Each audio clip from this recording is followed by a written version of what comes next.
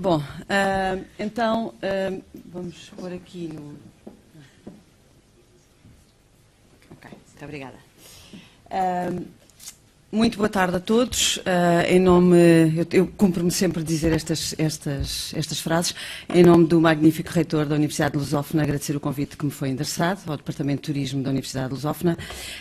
E é com muito gosto que venho aqui apresentar os resultados do primeiro barómetro sobre o alojamento local. Este trabalho foi feito com a HomeAway, que penso que todos conhecem, portanto, uma plataforma dedicada ao alojamento local e não só.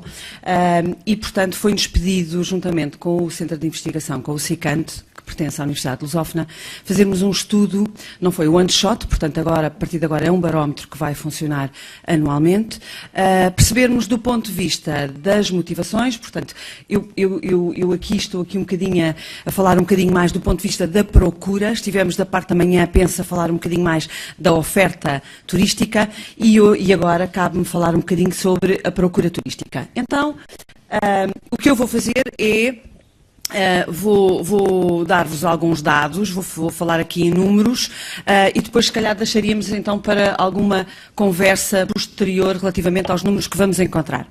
Sendo certo que eu gostava já de vos dizer o seguinte, eu sou completamente adepta da atividade turística, a minha vida é dedicada ao turismo e, portanto, vamos já desconstruir aqui uma questão. Não há turismo a mais, não há turistas a mais, há sim uma concentração territorial, há sim uma concentração temporal e há sim uma concentração em termos de atrativos turísticos. Atrações, aquilo que nós chamamos vulgarmente atrações. E isto, aqui, quando nós falamos no alojamento local, se calhar vimos ajudar, e eu não quero tirar partido nem da hotelaria tradicional, vista como o alojamento turístico tradicional e o alojamento local, portanto, não quero tirar partido disso, mas confesso que o alojamento local, se calhar, vem de encontro a estas questões. E aquilo que eu vou fazer aqui é mais do ponto de vista turístico e, portanto, não tanto do ponto de vista da interpretação, se é bom, se é mau, vou fazer uma leitura do turismo. Aproveito também para vos dizer o seguinte, eu estive aqui durante a manhã e extrapolarmos as questões que se prendem com bairros característicos de Lisboa, como Alfama, Moraria, etc., e extrapolarmos, pegarmos no alojamento local e extrapolarmos para o resto do país, parece-me, à partida, um grande erro. Mas, então, vamos falar um bocadinho sobre alojamento local. Ora bem, então, a primeira coisa que nos foi pedida relativamente a este estudo foi, como eu disse há bocadinho, falar um bocadinho sobre a procura turística. E quando nós falamos em procura turística, falamos nas motivações, nas atitudes, no comportamento, os gastos, falamos na previsão do alojamento local nos próximos meses, falamos na permanência destes turistas neste tipo de alojamento.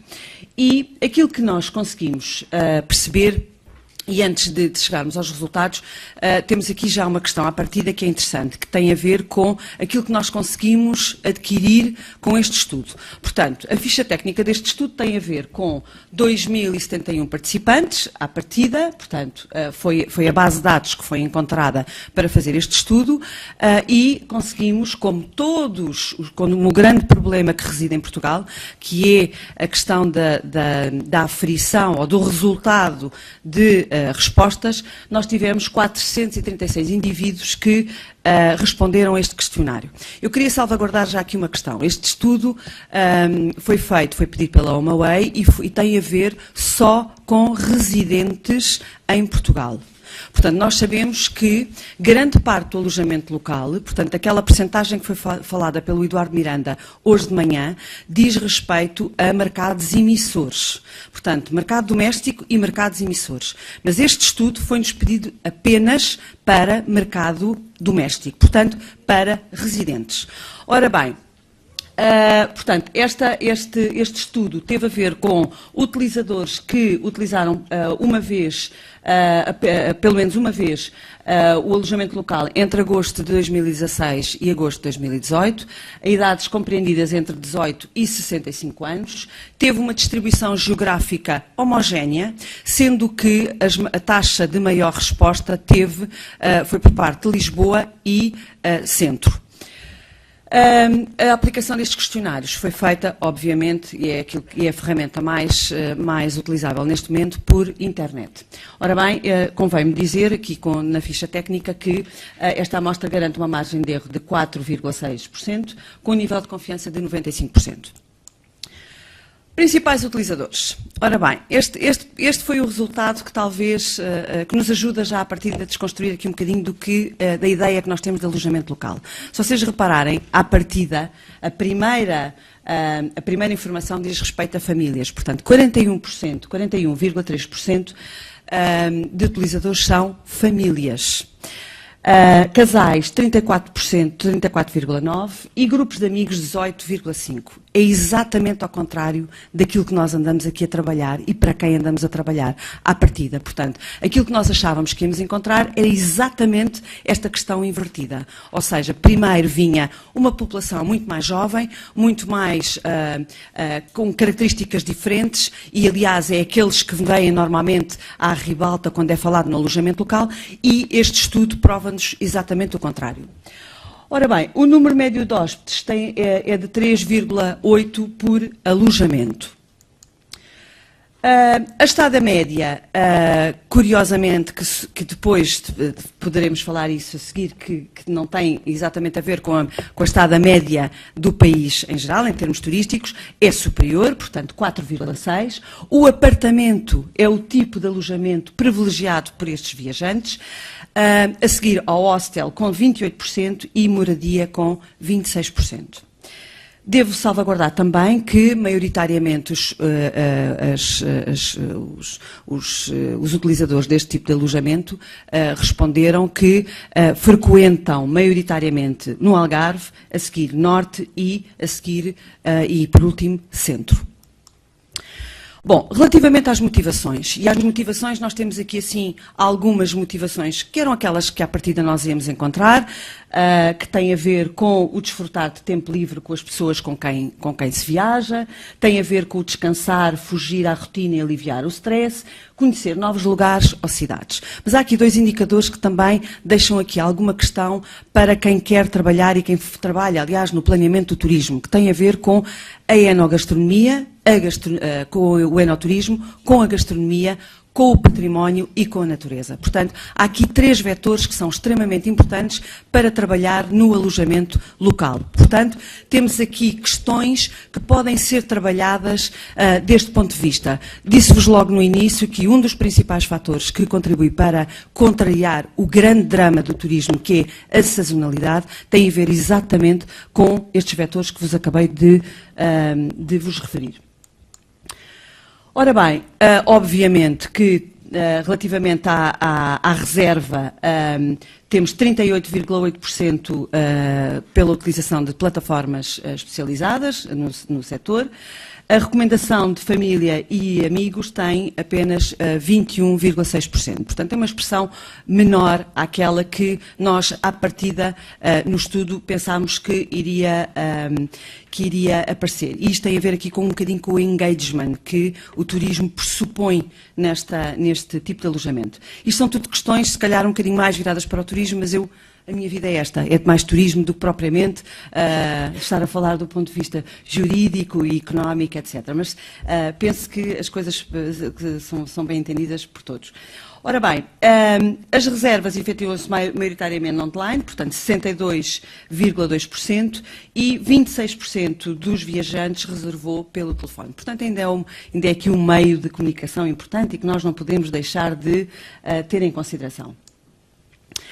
Ora bem, Aqui vem a questão de uma das grandes características do turismo, fala-se muito, enfim, eu não sei se o Sr. Bastonário sabe, mas nós estamos em plena BTL, não é? Bolsa Turismo de Lisboa. Foi, enfim, uma sorte enorme ter aqui pessoas que trabalham na atividade turística, porque estamos todos a morar neste momento no Parque das Nações, mas uma das questões que se fala muito neste momento no turismo tem a ver com o engagement, porque todos nós já estamos a ouvir os zunzuns que o turismo vai diminuir, que vai haver, enfim, que vão existir algumas contrariedades, etc. Até porque os países que estão, e aproveito agora há bocadinho que falou-se nos países como Turquia, Egito e Tunísia, portanto, que retiraram 6 milhões de turistas, ou disponibilizaram 6 milhões de turistas a todos nós, portanto, quando eu falo todos nós, falo, portanto, a Europa do Sul, Mediterrâneo, e está a retomar lentamente com o apoio do Estado, portanto estamos a ter aqui alguma inversão. E temos de ter aqui algum cuidado, porque o engagement, se fizermos o engagement bem feito, eles voltam de certeza, e portanto é isso que nós queremos. Nós não queremos aquilo que eu costumo dizer, one shot, nós queremos que eles voltem novamente.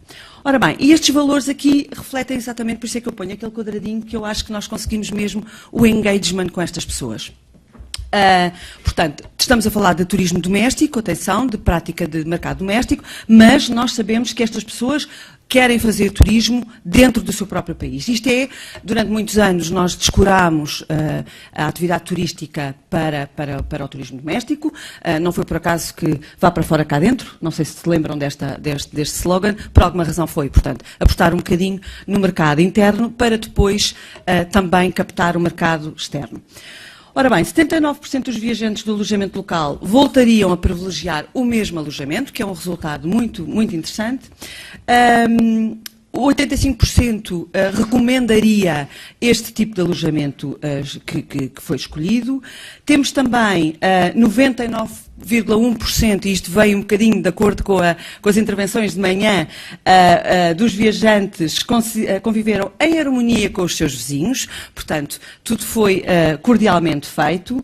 A satisfação dos viajantes no seu último alojamento é de 4 numa escala de Likert de 0, de 1 a 5, desculpem, e 45% dos viajantes publicaram nas redes sociais uma opinião sobre o alojamento e 98,4% foram positivos. O que isto demonstra aqui alguma satisfação e, portanto, alguma tendência para que continue a evoluir.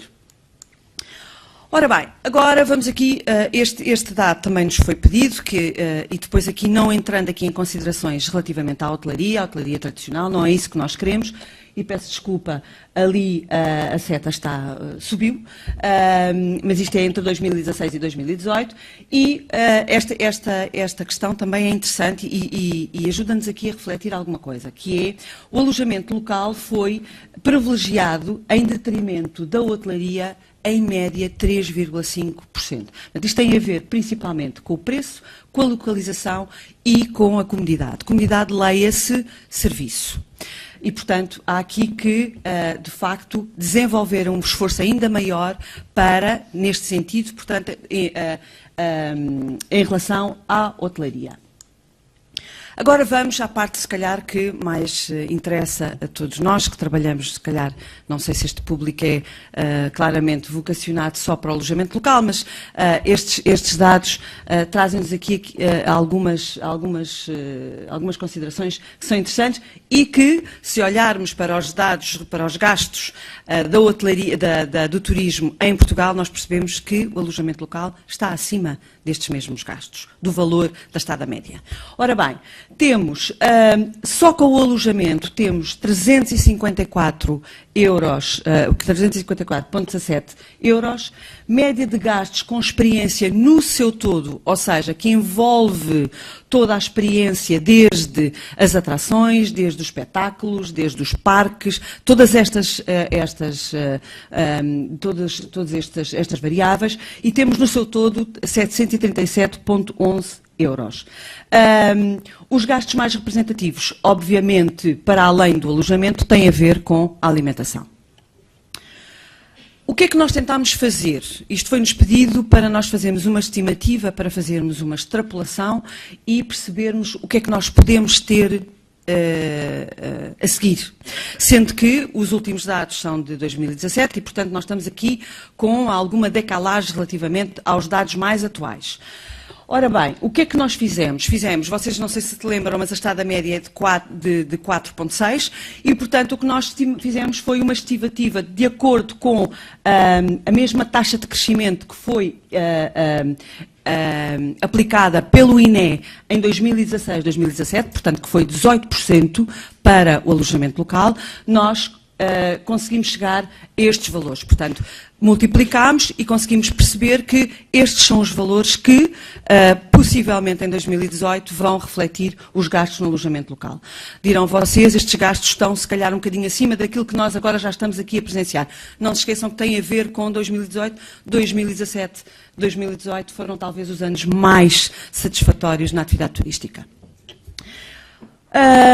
Outra questão interessante, e para finalizar, e esta talvez é aquela que mais nos ajuda aqui a perceber, e por isso eu comecei e agora volto ao princípio do círculo, que é a questão que eu falei da desconcentração territorial. Portanto, talvez nós não temos turistas a mais, não temos turismo a mais, é uma autêntica, desculpem a expressão, falácia, temos sim uma grande concentração territorial, nomeadamente nas principais cidades.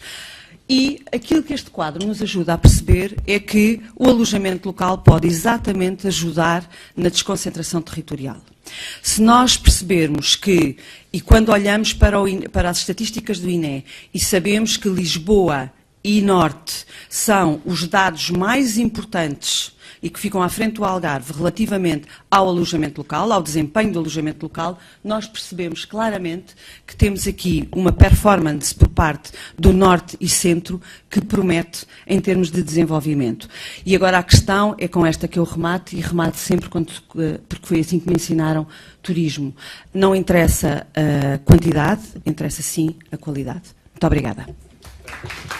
Boa tarde a todos, muito obrigada. Em nome da Aporta agradeço desde já o convite para aqui estar nestas conferências. Alojamento local, é isto que nos traz hoje aqui, é o alojamento local. E o alojamento local, de facto e efetivamente nos últimos tempos, nos últimos anos, tem sido um dos assuntos mais marcantes na nossa agenda, na agenda do turismo. Porquê? Portanto, inicialmente, o alojamento local decorreu dos empreendimentos turísticos. Era visto como um primo afastado dos empreendimentos turísticos, portanto, dos nossos hotéis. E em 2008 o legislador considerou ser essencial regular a prestação de serviços de alojamento temporário em estabelecimentos que não conseguissem ser, de alguma forma, empreendimentos turísticos, logo hotelaria. Posteriormente, e com isto, ao longo dos anos, multiplicaram-se debates, seminários, blogs, textos, conferências, um sem número de elementos a este propósito. Sucederam-se várias intervenções políticas, várias iniciativas legislativas que culminaram depois em 2014 e agora em 2018 e, posteriormente, o nosso próprio Orçamento de Estado para 2019 veio mexer no alojamento local, especificamente no que diz respeito aos seguros que os proprietários de alojamento local devem ter. No turismo, e como impacto no turismo, não obstante tudo isto que eu acabei de referir, não podemos e não devemos deixar de perguntar se toda esta agitação na comunicação social, na política, se é de facto proporcional ao alojamento local e ao seu peso no turismo em Portugal. Em primeiro lugar, desde logo para responder a esta questão, devemos de facto compreender o que é o alojamento local. Eu sinto-me aqui um bocadinho a repetir tudo o que até o momento foi dito, mas é um bocadinho assim. Desde logo, convém recordar que não estamos perante, de facto, nada de novo. Estamos perante algo que se transformou e que se transformou para se adaptar à nova procura e aos novos turistas que em Portugal e nas nossas cidades vão aparecendo.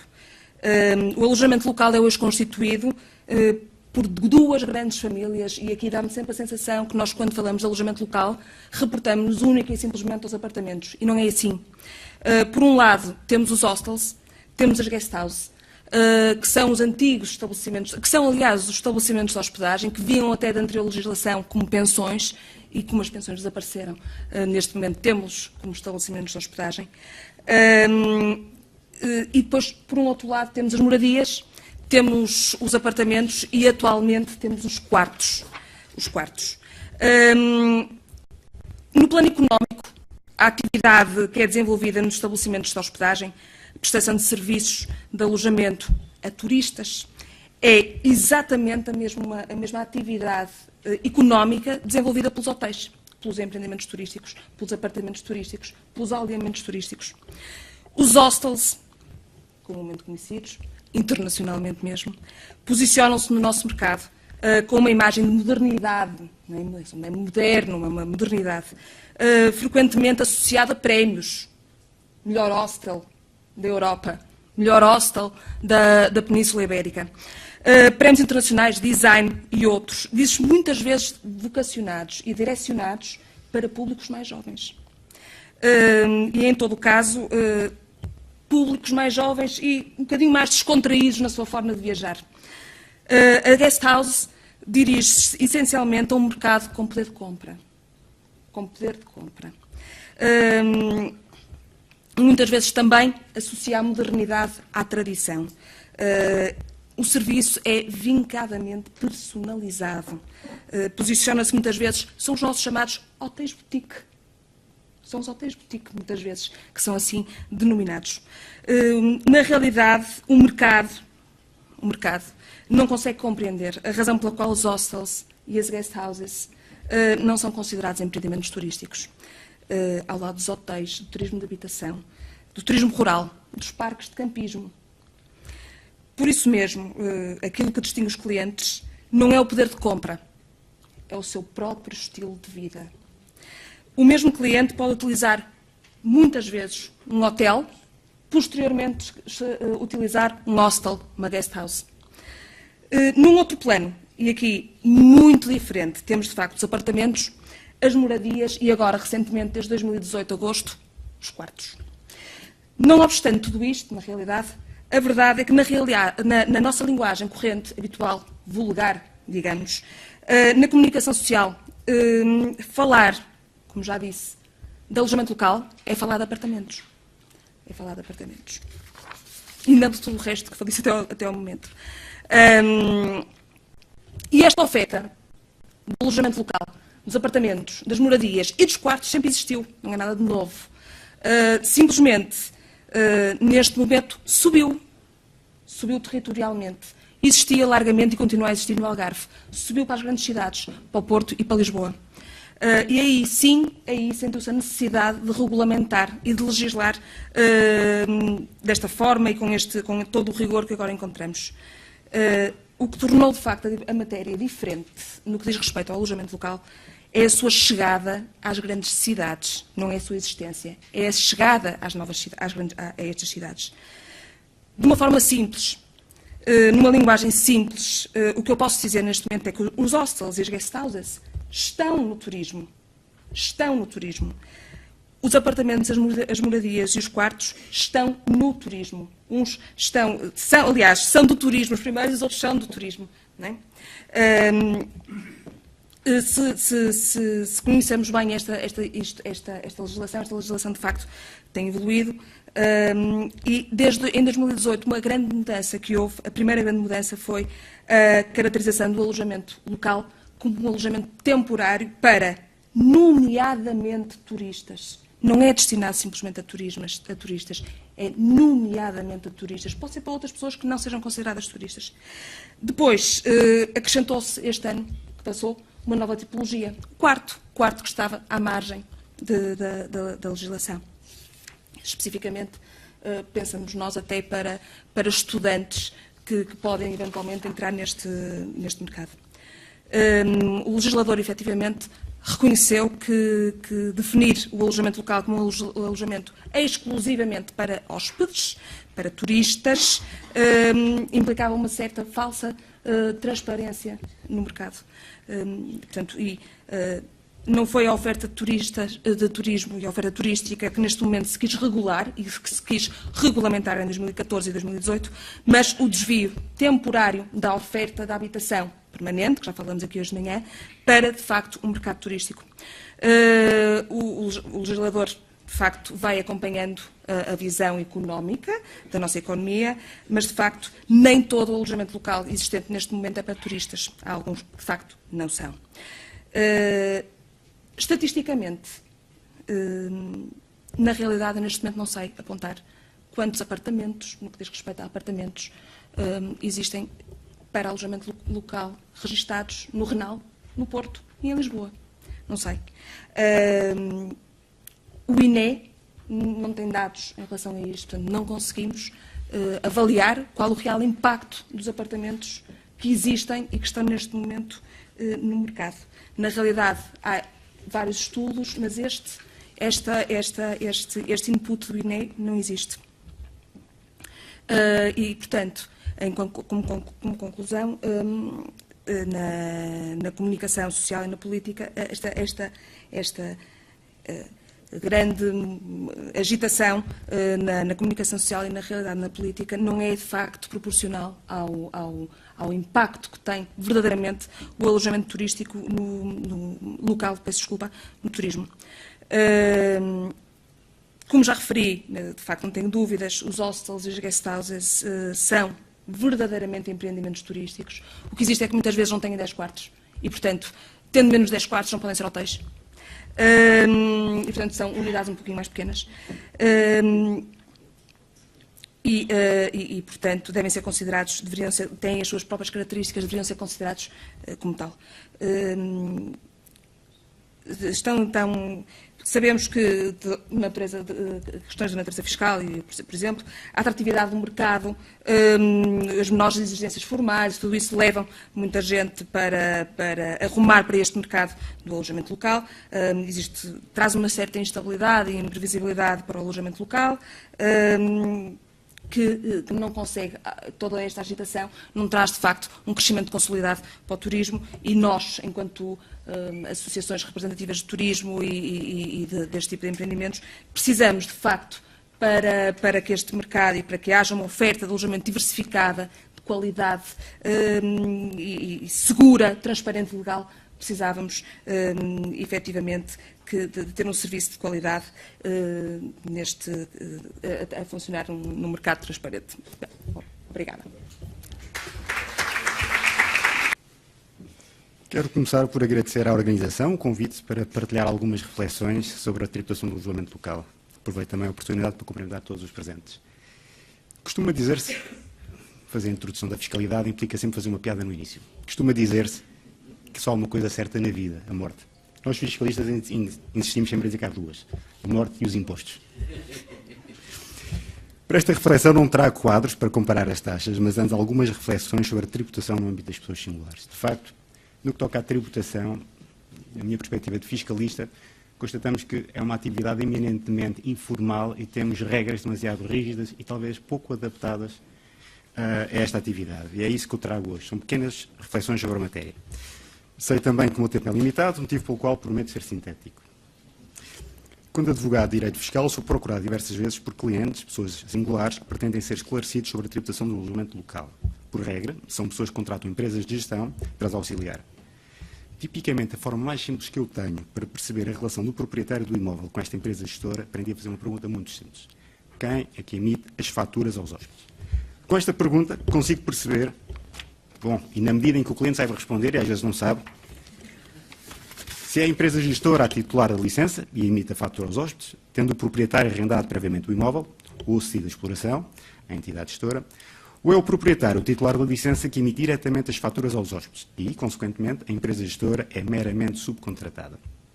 Existirá sempre uma terceira via, em que a entidade exploradora emite as faturas aos hóspedes, mas em nome e por conta do proprietário que é o titular da exploração.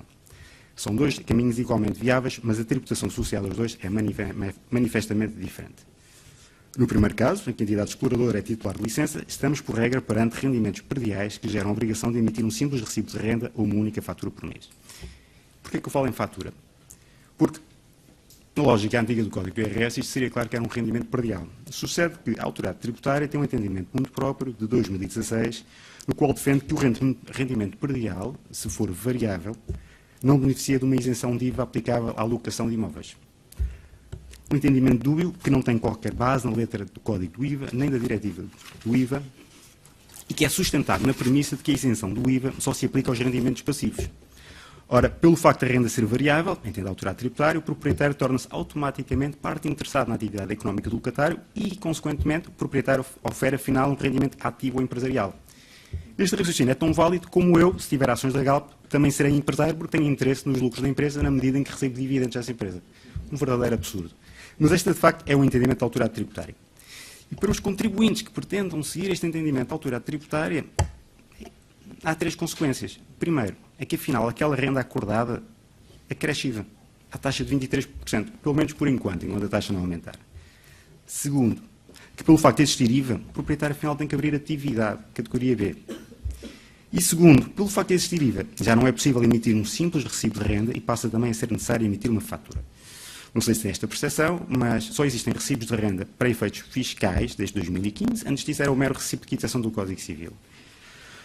Agora temos de emitir os recibos de renda pelo portal das finanças. Dito isto, só podem emitir recibos de renda aqueles que sejam sujeitos passivos totalmente isentos. Se eu praticar uma atividade sujeita à IVA, deixo de poder emitir um simples recibo de renda, tenho que emitir uma fatura. E, portanto, cá está a terceira consequência, tenho que passar a emitir faturas com IVA. Deus nos livre, se alguma vez a autoridade tributária também descobrir que também muitas vezes há contratos de arrendamento com mobiliário nos imóveis. Por isso também seria um motivo para eventualmente disputar a liquidação de IVA. Aliás, aí sim, todos os fiscalistas estão de acordo, haveria necessidade de liquidar IVA. Dito isto, a prática mostra que a autoridade tributária nunca quis saber e nunca exigiu a ninguém a liquidação de IVA. E, portanto, esperemos que este ofício circular de 2016 também seja verdadeiramente uma letra morta, ninguém a siga, porque senão teremos muita gente a emitir recibos e mais tarde recebe a conta do IVA para pagar. Bom, mas se estas são as regras que se aplicam ao primeiro caso, em que o proprietário é meramente o locador, há o segundo caso. E no segundo caso, em que o proprietário também é entidade exploradora e titular de licença, estamos perante uma verdadeira atividade empresarial que obriga à abertura de atividade. Digo eu, eventualmente, também a constituição de uma sociedade para simplificar algumas obrigações. Mas, assumindo que é o proprietário que abre a atividade para efeitos fiscais, passa este então a estar obrigado a emitir as faturas aos hóspedes, ao apuramento trimestral de IVA, à submissão das declarações periódicas de IVA, e a isto ainda acresce as obrigações declarativas referentes ao pagamento de entidades estrangeiras. Novamente, a maior parte das plataformas não têm sedes em Portugal, têm sede no estrangeiro, e, portanto, tem que preencher uma declaração específica para pagamentos feitos ao estrangeiro e, sobretudo, a somar a tudo mais, tem que exigir a estas entidades um formulário adicional que comprove que estas entidades são residentes fiscais num determinado país, com o qual Portugal tem um acordo de atividade de dupla tributação, sob pena de ter que fazer uma retenção de 25% sobre qualquer pagamento. Um total absurdo, se pensarmos que tipicamente estamos a falar de uma pessoa em que o alojamento local é a segunda atividade. E com esta primeira imagem geral do nosso regime de tributação, faço a primeira reflexão. O alojamento local, como disse, é muitas vezes informal. É uma atividade secundária com o propósito de gerar algum rendimento adicional, mas pouco expressivo, para pessoas que têm outra atividade. Pessoas que não têm capacidade ou disponibilidade para aprender a totalidade das regras aplicáveis. Pergunto, deverão ser estes agentes forçados a compreender as regras complexas com algumas interpretações aberrantes da autoridade tributária ou, pelo contrário, deverão ser estas regras simplesmente simplificadas? Enquanto refletem, partilho convosco para a vossa reflexão as alterações anuais da tributação do alojamento local no regime simplificado do IRS e em segurança social daquele período tão grande que se resume a 2016 a 2018.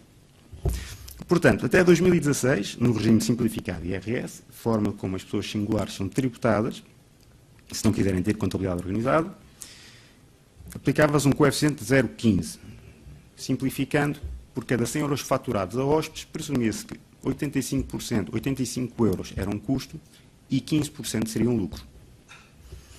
Em 2017, o mesmo partido, o Partido Socialista, passa a criar um novo coeficiente para as situações de moradias, de exploração de moradias ou apartamentos, exatamente para acertar na típico rendimento secundário da maior parte dos profissionais e trabalhadores por conta de outrem. E aumenta o coeficiente de 0,15 para 0,35. Ou seja, de repente, por cada 100 euros faturados aos hóspedes, 65 já passam a ser despesa e 35 lucro. Em 2018, nova alteração. Qualquer rendimento que excedesse 27.300 euros, aproximadamente, porque isto na fiscalidade há sempre mais vírgulas, este coeficiente é aumentado para 0,5, salvo se o proprietário, explorador, conseguir comprovar que incorreu em despesas no âmbito da atividade. Nesse caso, o proprietário poderá deduzir essas despesas até ao limite de 15% do valor faturado, conseguindo assim assegurar um coeficiente de 0,65. de forma sintética, se não houver despesas para abater, de repente, por cada 100 euros faturados, 50 são lucro. É isto que a autoridade tributária está a fazer e sobretudo, o novo Código do IRS, na versão 2018, veio trazer.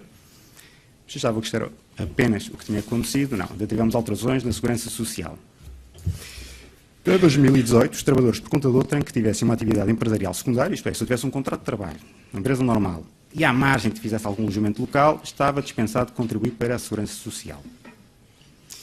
Em 2018, esta dispensa passou a conhecer um teto de faturação de 8.400 euros. Eu diria que quase todos estão aqui abrangidos, portanto não passam a contribuir. Mas se excederem este patamar, passarão a contribuir à Segurança Social. Sem prejuízo, e isto é que é a novidade fabulosa, os empresários que se digam exclusivamente ao alojamento local passaram a ficar excluídos de Segurança Social. Isto é que é uma coisa fabulosa. Em sede de Segurança Social, de repente, temos o convite aos operadores económicos para se afastarem das outras atividades e se dedicarem em exclusivo ao alojamento local. Não haverá Segurança Social sobre os vossos rendimentos. É o que esta nova legislação está a dizer.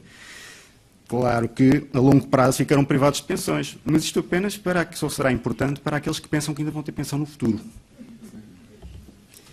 Bom, mas pondo de parte esta perplexidade, eventualmente será a primeira atividade empresarial das pessoas singulares que está excluída de Segurança Social, deixa a segunda reflexão. A proliferação de alterações à tributação do alojamento local, num tão curto espaço de tempo, é benéfica para o setor? Diria que não. E por fim, afinal prometi ser sintético, partilho uma conclusão sobre a articulação destes regimes que me deixa especialmente perplexo. Sabemos que, por regra, o regime das mais-valias imobiliárias, quando vende o imóvel, determina que, em caso de alienação, só 50% da mais-valia dos residentes concorre para a formação do lucro tributável. Por favor, não me façam falar na discriminação entre residentes e não residentes. O residente só é tributado sobre 50% e o não residente sobre 100%. Enfim, e em relação a isso, sejam os Tribunais de Justiça da União Europeia a condenar Portugal. Bom, mas retenhamos, 50% da mais-valia que é tributada, regra geral. Sabemos também que, se o imóvel estiver afeto a uma atividade empresarial, as regras mudam e aí 100% da mais-valia é sujeita à tributação.